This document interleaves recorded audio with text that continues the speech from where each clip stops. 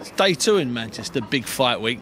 McCloskey's in town, he's kept a fairly low profile. No one's seen Amir Khan. Oscar De La Hoya, well, he's meant to be in town, and judging by the autograph hunters outside the hotel here, I'd say he's actually inside this hotel. Tonight, at the Irish World Heritage Centre, McCloskey, his manager Francie McNichol, and his veteran trainer John Breen, they're going to be there. Not necessarily drinking Guinness, don't get me wrong, but they're going to be there shaking a few hands and seeing if they can just get a few more Irish to buy tickets. It's rumoured that as many as 9,000 of the 18,000 tickets are going to be Irishmen. I'm sort of keen to find out how Paul's coping with being away. Mind you, if he's at the Irish Centre, he probably doesn't even feel like he's been away. Evening, how are you? Steve Bunce. Oh, sorry. You all right, Paul? Some of these people want to go. That little girl there wants to go. Don't you want to come and see Paul? You're okay, Pat.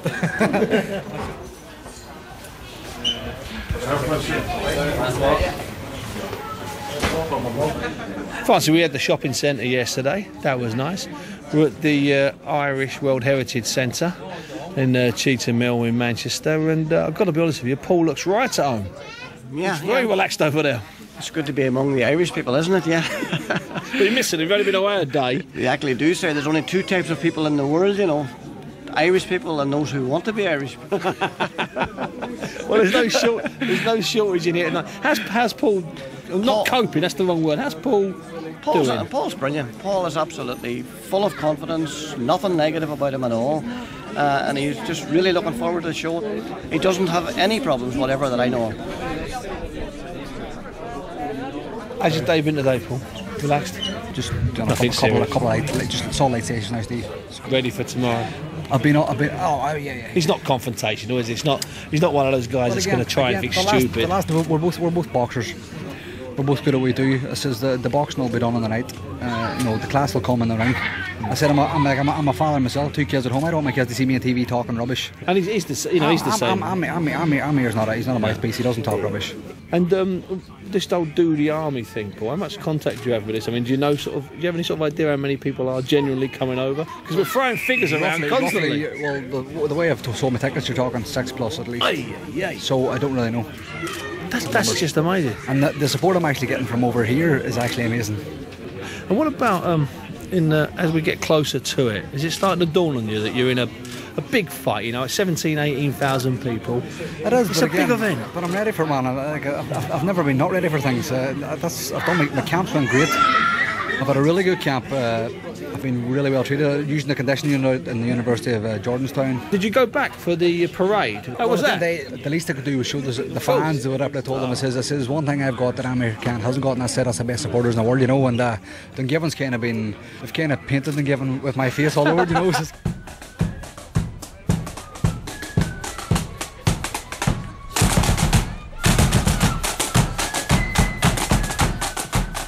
2 weeks earlier, a few hundred people had filled the streets of McCloskey's hometown of Dungiven to give him a huge send-off. Most seemed to be friends and family. They all seemed to know him. He's that type of local hero. I think he's more than capable of beating Amir Khan, and for a day like this, it's fantastic. I can't wait to when he comes home with a title. It's going to even be twice as big as this, and great. Most of the hard training's done. He just needs to concentrate now and maybe watching his diet and just keeping the weight down at a low level, because all the work has been done now. And Paul's probably ready to get and fight Khan any day now. Paul's going to knock him out. I have no doubt. What's he brought to the town of Dungiven? He's put it on the map. We're going to get the name changed to Dutyville. You're listening to Big Fight Week with me, Steve Bunce, on 5 Live.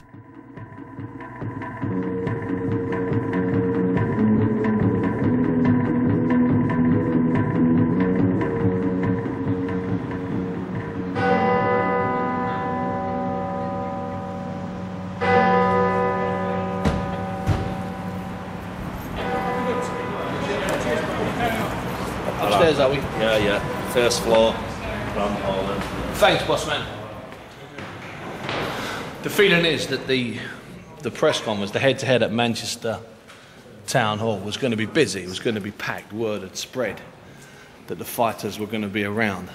Plenty of security around. It'd be interesting to see just exactly what does happen. It's a nice building for a press conference, providing it's done well. Press conferences during big fight weeks are often places where the boxing people go to mingle. And at press conferences for the last 25 years, there's been one ever-present face, an enigmatic character, a former dentist called Philip Fondue. Now, Fondue provides the opponents. He's essential to the boxing machine. He's been operating since the Berlin Wall was torn down. Well, let's say he's a fixer. Yeah, a fixer, inside the belly of the boxing beast. Philip, I've just seen you come in with your entourage of fighters in different tracksuits from different countries. How many boxers do you have on the bill? Is it 3 or is it 4? 4. And where are they from? What countries? Well, all over the places. One from Russia, one from Brazil, one from let me think, from Belarus, a heavyweight, and one from Venezuela. How does it work, Philip? How do you provide all these kids from all these bizarre countries? Well, this has been my job for almost 30 years now, being an agent and having the contact. That's why I go to all the world meetings and a lot of traveling and contacting them all over the place all the time. Is there a country anywhere in the world that you've not imported a boxer from? Is there anywhere that you've never had? If there's no boxer, Argentina, I work a lot with Afghanistan? Argentina. No, Afghanistan, I don't think Iraq? there's much boxing. I'm in contact with a club in Iraq who wants to start boxing, but it's not organized there yet. I've worked in Japan, I've worked in Australia, I've worked in all over the places. But mostly the boxers come in from what used to be called the Eastern Bloc. Is that correct? But that's a very good school of boxing, which is developed now in a good professional school of boxing. It took some time to develop them from the amateurs to the professional. Now, if you look at the ratings, most of the rated boxers are from Eastern Bloc countries. Now, traditionally, you don't have a lot of winners, do you? They put up a fight, hopefully, but you traditionally don't have. Well, I'm not supposed really to bring the best ones. Otherwise, I wouldn't last very long in this business. So you're meant to bring guys that put up a bit of competitive. A test. You've got two different things. Either it's championship level, and then it's open to the selection of the world bodies or whoever who decides who's fighting who, or on the learning process for bringing up boxers from here to an experience level. Providing them with wins, which providing them with experienced fighter, learning fights, and where they've got, let's say, 65% chance to win against 35%. It's always harder to win abroad than to win in your country, obviously, if the matchmaking is done well. Philip, thanks very much indeed.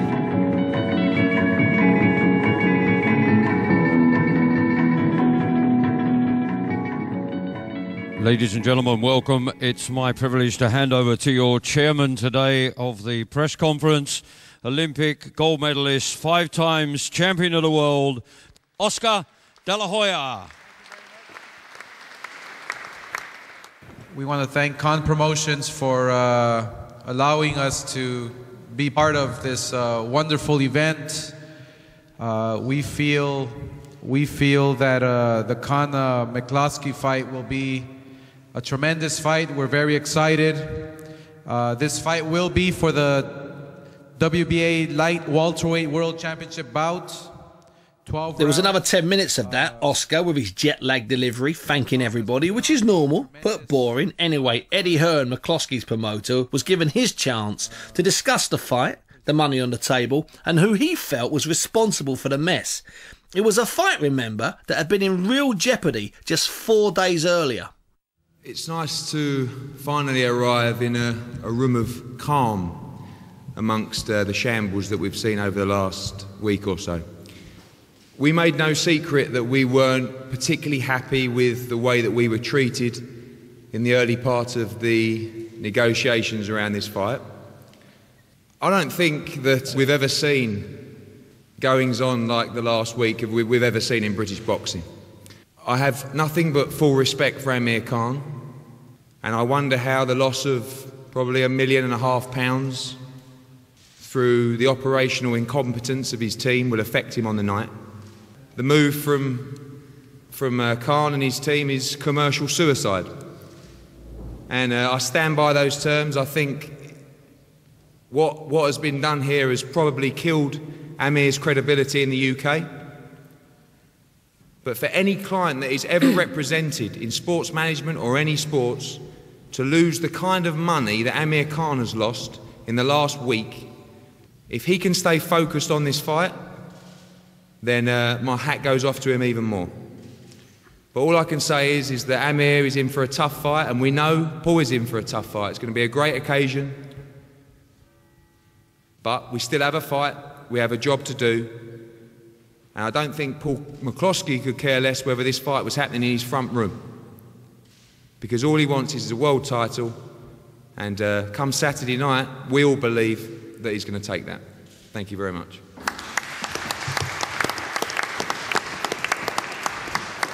You see, Eddie, I have to disagree. Well, you have to. When we went to Showtime in the States, for example, people thought that it was death for us. It wasn't about the money. How can it be about the fans when you're taking it to a platform with 5,000 people watching? It's about the fans because he did the right thing, what he believes in, what they believe in. And to be great, you have to make bold moves. I stand behind what he did and what they did. And I feel it is the right thing to do. So if you think that Amir Khan's not making money, I think you have another thing coming. No, HBO pays a pretty penny in the U.S. to televise Khan against your fighter McCloskey. I think they're going to have to start paying all the money. Anyway, so moving on.